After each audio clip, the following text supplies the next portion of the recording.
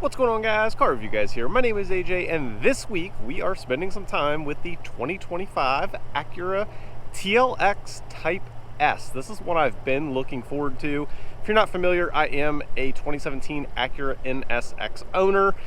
So this is like the ultimate sedan to pair with an NSX. And I've owned a Kia Stinger GT2, which could say this does compete with. So I'm pretty interested to see how this thing has been, and I've really enjoyed my week with it so far, and I am ready to share it with you all. Hopefully you guys enjoy this video. Over 21,000 subscribers, so thank each and every one of you. New press vehicle every single week. Next video, sheesh, is going to be 5 things to love, 5 things to improve. Every vehicle gets that treatment. If you are new to my channel, we are going to start with a quick cinematic, usually about 60 seconds or less.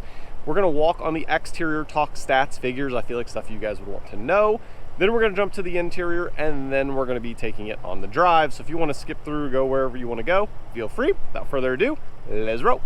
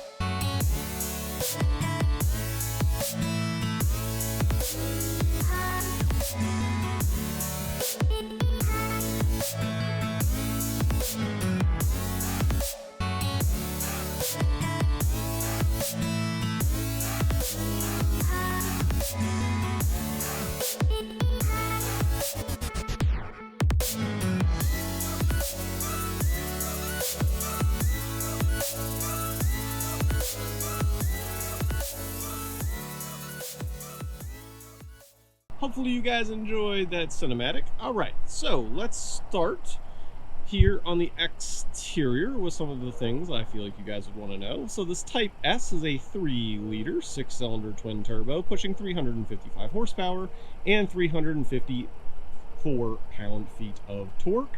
Transmission is a 10-speed auto.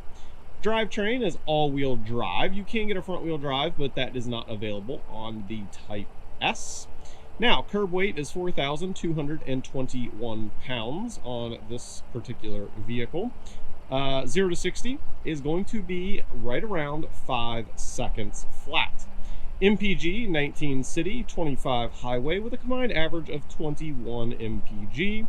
Gas tank size, 15.85. Touching on vehicle dimensions, you're looking at overall length around 16.21 feet. Your width is 6.2 feet, and your ground clearance is 5.3 inches. Now, base price is $45,400, and that is, the base is going to be the front-wheel drive technology package, which is 272 horsepower. Tester today, you're looking at $59,545, including the destination charge. Now that we are here in the rear, let's take a quick look. Now, you've got quad tip exhaust, and they are quite large. If we come down here, you can see my fist literally almost fits inside of it. It looks really good. There is an option on this vehicle, the rear diffuser that you can see right down here. You can get that in carbon fiber if you chose to do so. Now, button is located right here to pop the rear trunk, so press that, up it goes. And we can take a look in here. It is nice and big. You can definitely fit some golf clubs, which is nice. And I will put here on the screen the actual cubic feet. And then one thing that I do wish this did have was a power trunk. It does not. It has a little handle right in here. You can pull on that and close it as such. And just want to point out some of the things on the front you may or may not notice. LED headlamps with a signature looking runner. I think honestly this is one of the best looking sedans out there in my opinion. It is super aggressive. I wish I had my NSX right now. It's actually in the shop being fixed. Had some minor leaks in some different places, but It's at an Acura dealer in North Scottsdale, so hopefully it will get fixed soon. But I really was going to pair these two together so you could see them, especially since my NSX is wrapped in a version of Nardo Gray. This is Urban Gray, which is kind of like a Nardo Gray, which is pretty cool. I do really like this paint color. Taking a look at the wheels, these are optional wheels that are a bronze color or brass, whatever you want to call it. 255, 35, 20s, and it does have Brimbos on the fronts. This one does have the blacked out mirrors and some black trim and stuff, so that is an option as well. Does have keyless entry. It is on the front and the rear doors, which to me is a big deal. That is super nice whenever it is on all fours. Doesn't seem like much, but it's definitely nice. If you're new to my channel, I try to get in every single vehicle. So is it easy or is it not? So let's test it here. This is my first time actually getting in the back, so this is going to be a raw reaction. Okay, you definitely got to bend quite a decent amount. Okay, I'm in here. We're good. And then once you're in, it's not bad. Wow, the seat's really comfortable. There's a lot of gush to the seat. I did not expect that. Usually you get some like chintzy stuff in the back for most vehicles, and this seat's really, really comfortable. Now, headspace, you can probably see there's like inch and a half somewhere in there. And this is leg space. I've got about an inch and a half there. This is where my seat sits driving. I do lean back just a little bit. It's nothing crazy. And if I didn't mention it, I don't remember, 5'9". So I'm comfortable back here. Again, the seat is super, super comfortable. I really, really like that. And then let's take a look at the door. There's kind of like a rubberized material, like right here as you grab onto. That's actually nice. I've never felt that in any other vehicle. This is all soft touch, and then this is harder, obviously, but it's kind of like a rubberized type of deal, which is pretty standard for most vehicles. And then this does have the ELS Studio 3D speakers. Nice bezel, looks good. Out in front of us, we've got two vents, and we have also USB-Cs. And I can pull this down for you. We've got two cup holders, a little tray, and it is so gushy. Like, that's how it feels sitting too. Like, you can see that. It is nice. Time to step on into the front. Here we go. And in the front, very easy. I don't have any issues getting into the front. The rear, obviously, as expected, a little bit tighter, but once you're in, definitely comfortable. Taking a look at the door, similar to the rear, you've got memory seating though. Same type of buttons, no wiggle, no jiggle, little tiny bezels. And then taking a look, you can see power folding mirrors up there, and then all of your adjustments. If you've seen my videos on my NSX, if not other videos, you will notice this steering wheel is kind of at home. It looks fairly similar. You got the same little scroll wheels that go left and right, up and down, so on both sides. Now over on the right, one thing I wish my NSX had for sure is lane centering, because that is super nice to have. Obviously this has adaptive cruise control, and then there is an option for a heated steering wheel. The tester today does not have one. Button, I believe, goes right there in that corner. And then over to our left, you have some heads-up display information to change. It is a 10.5-inch heads-up display, 12.3-inch digital screen here in front of us, and then this is a 12.3-inch screen as well. And this is actually not a touch screen though, which is interesting, which, I mean, it is very, very far away. I'd have to literally lean forward quite a bit to get to it, but you have a little resting pad here, and then you can sit there and scroll through this little guy to get to what you would like.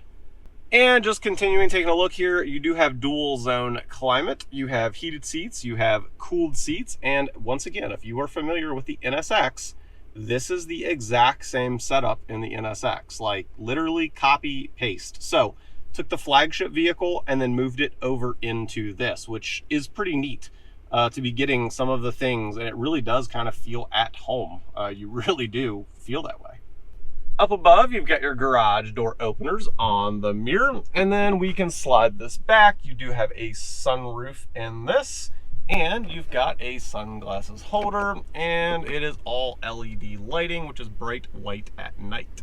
Moving down a little bit further, we have a wireless charging pad. The largest of phones do fit. My Ultra fits, which is nice. You've got 2 cup holders, and then we can simply press this button, and you've got a USB-A, USB-C, and a, what I call, cigarette lighter type charger, and you could probably fit 1, maybe 2 tissue boxes in there. It's actually not a bad size.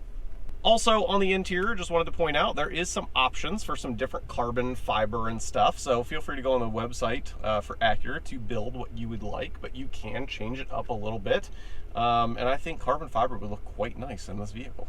I think that basically wraps up the interior. Just wanted to note that it does have wireless Android and Apple CarPlay. I don't use that in any vehicle, so if you've been watching my channel, I just don't like it. There's a few little gimmicky things that I just don't like. That's nothing to do with Acura. That's the actual CarPlay setup through every single manufacturer. I just don't like it, so I don't set it up. That's up to you whether you want to do that, but it is there if you would like it. And past that, I think that's just about everything to go over in the interior. The seats, again, are really comfortable. I really like these seats. And that's saying a lot, because usually whenever you get into a car like this, like the Type S, generally the seats aren't quite as comfortable, but it doesn't surprise me too much because my NSX has, for a supercar, probably the most comfortable seats that I've ever sat in. And I've been in a lot of different supercars. You guys have probably seen them on my channel. And so yeah, just want to give some compliments to their seats. It is quite comfortable. I could definitely see myself daily driving this, but let's get it out on the road to see how it does. As we get it out on the road, I know that obviously I pointed out the gear selector and all of the things related to that being similar to the NSX, but let's touch on the drive mode. So in this vehicle, there is comfort, normal, sport, and then if you hold the knob, it'll go to sport plus. Most of the time, I've honestly found myself in comfort. The suspension is actually quite plush. We'll go over that whenever we get to the cattle guard. We do that every single week. If you don't know what that is, it's basically kind of like a grate. You go over it, and it's not the smoothest or quietest thing, but it's a good kind of test as to how these vehicles do. And also controlled by the knob is definitely a little bit of the exhaust. Whenever you put it into Sport Plus, you can certainly hear the difference in the tone. It's nothing real loud, but it is subtle when you can't hear it, so that's kind of nice. Suspension definitely changes, obviously, even in the steering wheel, like the feel. Let's touch on blind spots. Over to our left, I can see quite well. The pillar's actually fairly far forward, so you can see good. Over to the right, just a hair in the very, very back, a little bit of a blind spot, but there is blind spot monitoring if you need it. This being the Type S, obviously, suspension matters along with a little bit of giddy up, if you will, and it definitely has a little bit of giddy up. The SH, which is super handling, is what it stands for if you weren't aware. All-wheel drive, it does quite well. Whenever we get up here to turn out, I will put it into Sport. Let's see, we're gonna go Sport Plus. As soon as I went into Sport and Sport Plus, it literally downshifted, so that way, like, it's ready. Like, you can see it's ready to roll. Now, this thing does have a little bit of turbo lag. I've noticed that over my week with it. It's really happy about 3,500, 4,000 RPMs. Like, it's ready to roll. So, let these cars pass, and then we will be getting after it here. All right, here we go to the floor.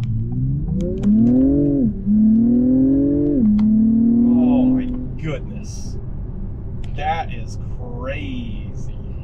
Yeah, that reminds me a lot of my Kia Stinger GT2 that I had. It absolutely, we got a fly going around here.